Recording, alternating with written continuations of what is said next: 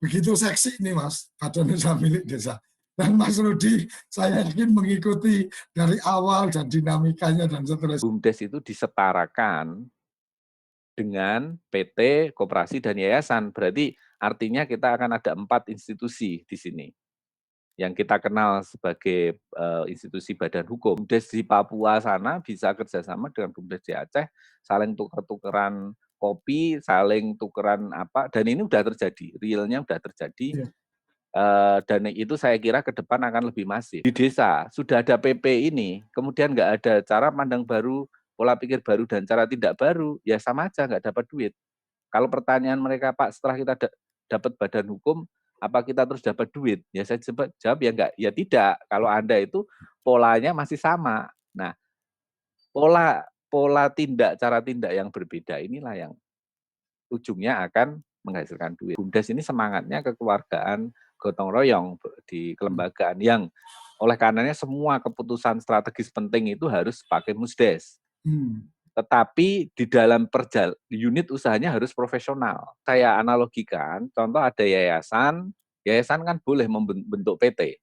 Tapi ketika yayasan membentuk PT, bukan berarti yayasan induknya ini jadi PT. Itu semua orang paham.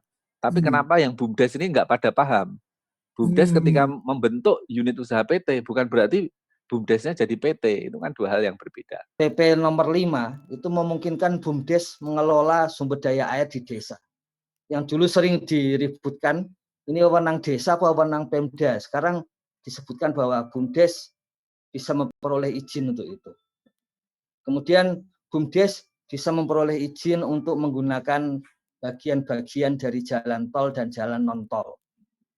Yang dulu juga masih menjadi perbincangan.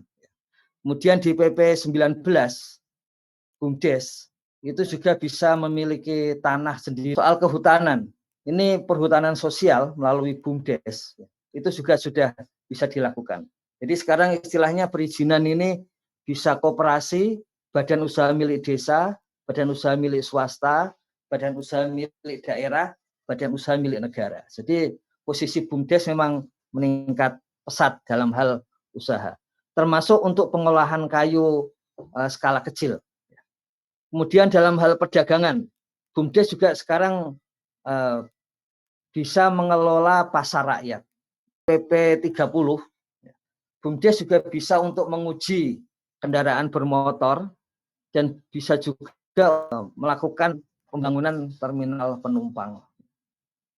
Jadi sekedar untuk menunjukkan peluangnya sangat besar, dan itu sekarang PP-nya BUMDes itu ada PP 43, kemudian PP 11 dan 5 PP lain yang mendukung BUMDes. Jadi ini kondisi yang sangat baru dan sangat besar, dan tentu saja dengan proses modal yang optimis dari yang selalu kita dengar dari Pak Rudi, ya. Dan itu yang kemudian memberikan inspirasi bagi banyak pihak. Anda itu kan di desa itu kan banyak orang-orang kaya itu.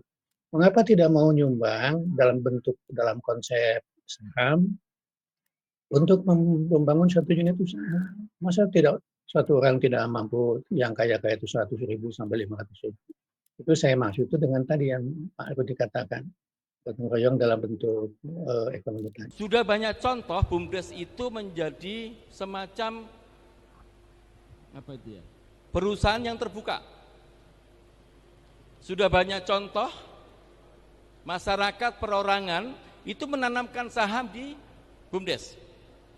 Di Banyuwangi, di Bali, kemarin saya juga ke Sleman, sudah ada embrio itu. Jadi misalkan kebutuhan investasi 500 juta untuk BUMDes. Ya. Pengelolanya membuat perencanaan bisnis yang profesional. Ditawarkanlah kepada masyarakat, dijual saham itu. Satu orang rumah tangga beli 500.000. Di desa itu, Pak, kurang lebih 9.000 orang kepala keluarga. Masa nggak bisa sih dapat 500 orang yang bisa menginvestasikan. Beberapa BUMDes sudah sukses melakukan kapitalisasi terhadap masyarakat desa sendiri. Yang terpenting adalah Bapak Ibu sekalian bisa meyakinkan perencanaan bisnis sehingga semua orang bisa menjadi tertarik untuk menginvestasikan uangnya di BUMDes.